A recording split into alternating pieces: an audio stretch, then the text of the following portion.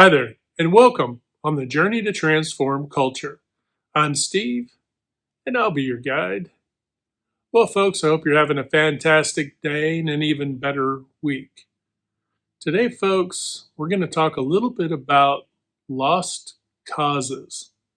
I know, right? Nothing mild about that, right? If you go back in your history, your own personal history, and that of your teams and your organizations, just depends on your perspectives, really, the lens that you're looking at this through. But if you go back in time, we've all come across folks who've gone through some very difficult things, right? Perhaps they made choices that were probably not to their best outcome. And then, of course, we all can make missteps along our life's journey. That's just life, and that's learning, right? That's us being refined and being forged in the fire, right? But oftentimes, what happens is we're very short. Our memory grows very short as it is regarded toward our own journey and some of our own missteps, and we become pretty critical, right? Overly judgmental, if we could just say it straight out, toward others. And oftentimes people can get this perspective that folks are just a lost cause. They've stumbled and fumbled, got up, walked, ran, stumbled and fumbled, got up, walked, ran, stumbled and fumbled. But the key element here is they kept getting up, right? But others might look at this and go, well, these folks are a lost cause. They just can't seem to get it right. They just can't seem to figure it out, right? But maybe you're looking at it through the wrong lens. Maybe they're taking risks that either you or others or the culture at large, in this 3D existence, looks at and judges. Oh well, they're sideways here and they're sideways there and they're sideways a little bit everywhere. But perhaps they're taking risks and being refined and becoming more educated. Who makes the better rock climber, right? Than someone who's actually climbing rocks. Well, they climbed, but then they fell, but then they climbed and then they fell, and they climbed and they this and they that. Hopefully not, hopefully not a catastrophic falls, right? They've slipped. We'll say they've slipped. Probably a better way to put that. They've slipped, right? They backslid a little bit, but then they kept plugging away. So with that visual in your head, think of the notion of lost causes. There are no lost causes. The only lost causes are those who are making judgments about others being lost causes, right? Think about it. Typically, they're folks who didn't take risks, or they're too afraid to take risks, or uh, they're so influenced by the 3D matrix, right? They're so influenced by our existence and what they can only see at their immediate, what their immediate senses tell them, that they don't look beyond, right? They don't look at the capabilities. They don't see the miracle in others' lives or how there is think of it this way. When you make a fine sword, there is a forging, right? Where there's a heating, a cooling, a breaking, and then the process starts all over again. And that strengthens the steel of the blade, making it stronger than any first run or second run of the forging process. Something forged over multiple cycles becomes stronger, the strongest, and is renowned as the strongest, even if the handle might be frayed and old or maybe simple. The blade is stronger than what you'll ever find. And so that is essentially what taking risks, and we're not talking about taking unnecessary risks, but people following their path or maybe following their instincts, and their instincts maybe led them astray.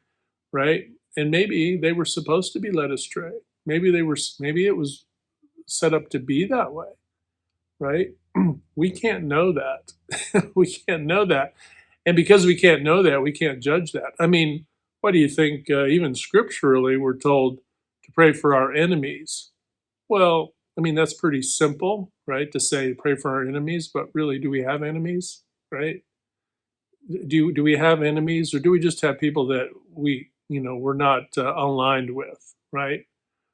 Only those people that we aren't aligned with, that we oppose, right? That we don't see, that we see as lost causes, do we really regard as enemies?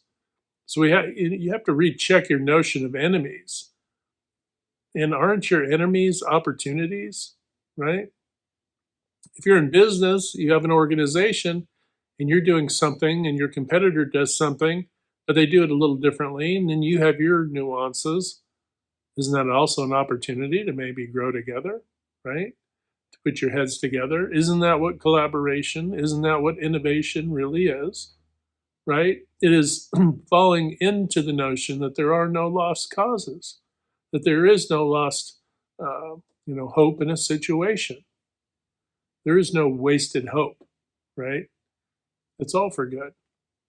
Now, that doesn't mean that you need to align with people or institutions or whatever that are uh, polarizing. They're polarizing. They're choosing to be polarizing, or that they're doing nefarious things. It's okay to have that boundary, right? And say, okay, you know, we want to grow together, and I don't want to see you as an enemy. I want to see this as an opportunity. But we have to first get some ground rules, is that what you're doing here isn't really conducive, right? And communicate that. and but being cautious, because it's one thing if somebody's doing something clearly nefarious, right? Or are we being judgmental? So we have to be careful. We have to kind of check ourselves so we don't wreck ourselves, because these opportunities to grow together, right? To understand that there are no lost causes goes down to the individual level. It's not just large groups or organizations or the culture at large. It's also individuals, right? One on one. We also have to understand that that it's okay. It's okay to disagree, right? We can agree to disagree, but that doesn't mean we can't love our fellow humans, right? Love the fact that they are in pursuit, under their own sovereignty, really, to pursue happiness as they will. That their journey is their own journey. It's only when we try to control their journey, right? When we try to, you know, if you're not at least trying to be an example, right? Hey, walk your path. That is the lesson, right? The lesson is walk your path. Make your path as clear and as positive and as good and as loving and kind as possible, right? That's the lesson, right? The lesson isn't, well, get off your loving, kind, fruitful path so you can go over here and hit somebody over the head with a phone book and convince them to get on your path. No, your experience and your life is the lesson, right? And then, of course, the good things that you do that come from that, the fruits that come from your life, right? That is also the lesson. But but getting off the path to go over and to start to create enemies of others, and to see those who aren't on your path as lost causes, that's a empty way of looking at the world. It's an empty way of looking at people, and it really lacks love, right? And on this journey to transform culture, as I say in the book, right? Just to reiterate, we are here to protect love. We're here to protect love really in everything we do. You get up in the morning, hey, every little interaction, everything you're doing, you make your bed, you're protecting love, right? Why is that? Well, you appreciate a freshly made bed when you go to sleep at night, potentially, right? You comb your hair, brush your teeth, all that. Why? Well, because you do love the fact, you do want to have self love. And that isn't to say that, not self centered, but a care, right? Self-care is a love, right? I want to take care of my health. So I do these things, right? I eat, I try to get nourishment, I try to get rest. Why? Because of the same things.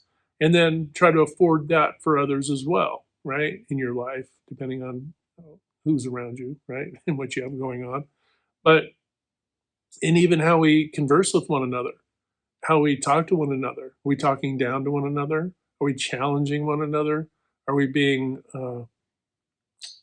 contradictory all the time, right? Or are we kind of synergizing our energy and guiding things on a positive path, right? Are we getting, are we finding alignment, right? And giving people the opportunity to fail.